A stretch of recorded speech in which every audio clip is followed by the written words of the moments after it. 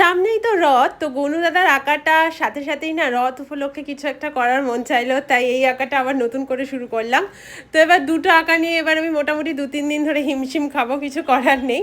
সকাল সকাল এই জগন্নাথ ঠাকুরের স্ট্রাকচারটাই বানিয়ে ফেললাম, আর তারপর আবার রেডি হতে হলো পুকাইকে স্কুল থেকে আনার জন্য। এসে না একটু আলু ভাজছিলাম, কোন দিদি দুদিন ধরে আসছে না, তো সমস্ত বাড়ির কাজের দায়িত্ব তো আমার। ডাল, আলু ভাজা আর ভাতই ছিল দুপুরের মেনু। সোহিনী জিজ্ঞেস করেছিলে মান্ডালা করার জন্য আমি কোন পেনটা ইউজ করি। এটার নাম হচ্ছে ইউনিপিন ফাইন লাইন পেন। এটা water and fade proof. Jagannath দেবের মুখের পাশে আমি এরকমভাবে মান্ডালা করব। আর সমস্ত কাজকর্ম সেরে মানে দুপুরবেলায় আঁকাআঁকির পর ভাবলাম একটু ফেস ওয়াশ করি। এখন আমি মাম্মা আর্থের এই ভিটামিন সি ওয়ালা ফেস ওয়াশটা ইউজ করি, বেশ ভালো। আর এই যে পুকাইকে দেখো, নিজের হোমওয়ার্ক এখন নিজেই করতে পারে, আমি বিশেষ হাত লাগাই না, তার কারণ একটু বেঁকে টেরে গেলেও নিজে করাটাই ভালো। দেখো কালারও করবে। তো চলো আজকের ভিডিওটা এতটুকুই, নেক্সট ভিডিও দেখা হচ্ছে, বাই।